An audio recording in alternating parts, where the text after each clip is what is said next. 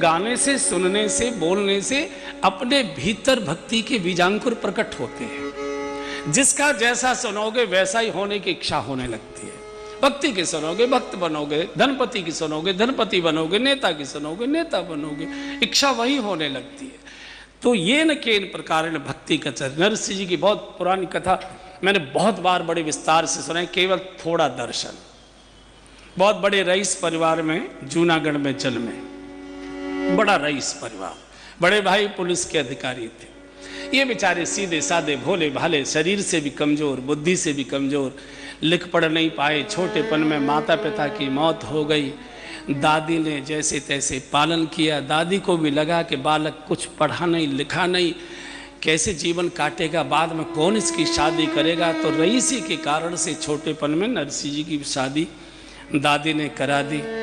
कुछ समय में दादी की मृत्यु हो गई। एक बिटिया हुई, इनको एक बेटा हुआ। बेटी पहली थी, बहुत लाड़ प्यार से पाली, रामा इसका नाम रखा गया। सामूहिक परिवार था।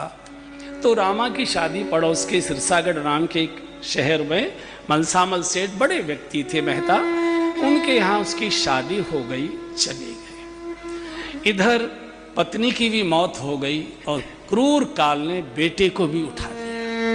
नरसिंह अकेले रह गए, मन नहीं लगता है। भाई की संपत्ति पर कुदृष्टि आ गई। बंटवारा आधा लेगा, बाई भावों में बांट देगा। बहाना बनाकर धक्का मारकर नरसिंह को घर से बाहर कर, जैसे रावण ने विभीषण को लात मार के निकाला था, बिल्कुल ठोकर मार के भाई ने ऐसे निकाला। नरसिंह कुछ नहीं बोले, माथा टेका देहली को, भैया आप मेरे पिता, भाभी आप मेरी माँ हो, आपने मेरे हित का ही जो सोचा होगा वो किया। और इसके बाद नरसिंह कभी उस देहली की ओर आए नहीं। एक गोपाल जी का टूटा फूटा मंदिर, वहां पहुंच गए।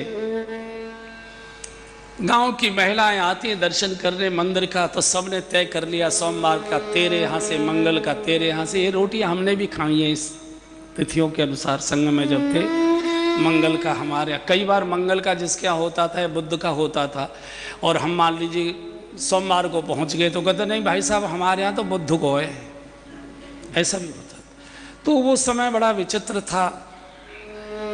घटना घटती है, उधर रामा के भी एक बिटिया पैदा हुई और उसकी भी बेटी शादी के लायक हो गई। शादी तय हो गई, तिथियां निश्चित हो गई। ससुर ने कहा पहली बार हमारे देहली पर कोई मांगलिक कार्य होने जा रहा है, बिटिया की शादी है।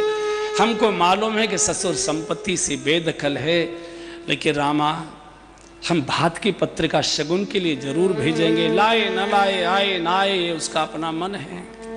कुछ बोली नहीं, पर्दे की प्रथा थी, कुछ बोली नहीं। पंडित जी बुला लिए, पुरोहित जी बैठ गए चौके में, आंगन में, चौक में सब लोग परिवार के बैठे, भात की पत्रिका लिखा है। सेठ जी क्या क्या लिखना है? लिखना क्या था, ऐसा लगा जैसे कुबेर के भंडार की सूची लिखवाई जा रही है। इतने मन चांदी के, इतने सेट सोने के, इतने हीरे के, इतने लाख बर्तन, इतने मेवा बोरी भर के, इतने मिष्ठान, इतना कपड़े, इतनी बैलों की झूले, इतना फल के टोकरे। ऐसा लगता था कि कुबेर का भंडार ही खाली कराया जा रहा, खिलखिला रहे। इनको किसी के, देखो बड़े आदमी को बहुत कम चिंता होती है, करुणावान व्यक्ति एक आधा ही कोई होता है, सेठ जी जैसा होता हो, नहीं तो बहुत मुश्किल होता है। इनको ये चिंता नहीं हुई जिसको अपने भोजन की व्यवस्था नहीं है, वो इतना बड़ा भात का पत्र पढ़ेगा, प्राण छोड़ देगा, पढ़ भी नहीं पाएगा। अरे संबंधी का तो अर्थ ही होता है कि जितना हमारा आपसे संबंध है उतने आपका हमसे संबंध है। संबंधी का मतलब ही है, कोई छोटा बड़ा नहीं होता। लेकिन पद का अहंकार और मद का अहंकार बहुत विचित्र होता है। ये पद और मद सगे भाई हैं। पद को मद में बदलना हो, कुछ मत करिए, पाके पेट पर जरा सी बिंदी लगा दीजिए घुंडी अहंकार की, पद ही मद हो जाता है। और धन का मद व्यक्ति को अंधा कर देता है, उसे कोई दुखी दर्दी दिखाई नहीं देता। और